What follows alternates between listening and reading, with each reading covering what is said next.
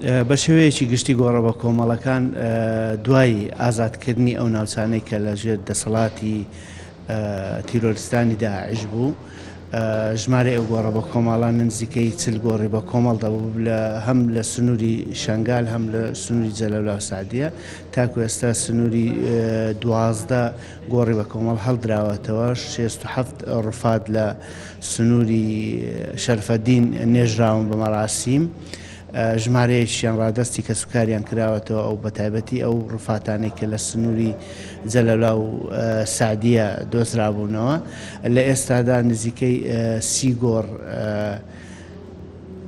ئامادەیە بۆ کارکردن تێیدا.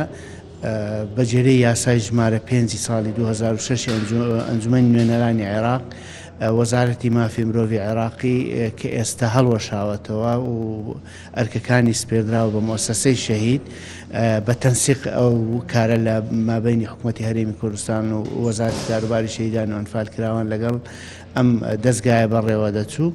هەتا ئێستا ئەو گۆڕانەی هەڵدراوەتەوە ئەو ژمارەیەن سەبارەت بەو گۆڕانەی کەماون تیمەکانی وەزارەتی کاروباری شەهیدان و ئەنفال کراوان ئامادەن بۆ ئەوەی کاری لەسەر بکەن.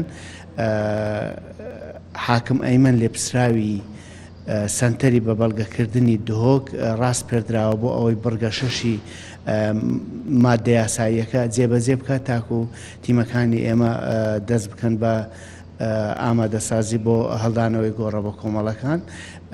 دەکرێت ئەوەش باس بکەن کە حکوومەتی هەرێمی کوردستان بودجەی پێویستی بۆ هەڵدانەوەی ئەم گۆڕە بە کۆمەڵانە بەجێرەی ئەو دەرخستانێک کە لەلایەن ئێمەوە دەدرێتە وەزارەتی دارایی بۆی دابین دەکات.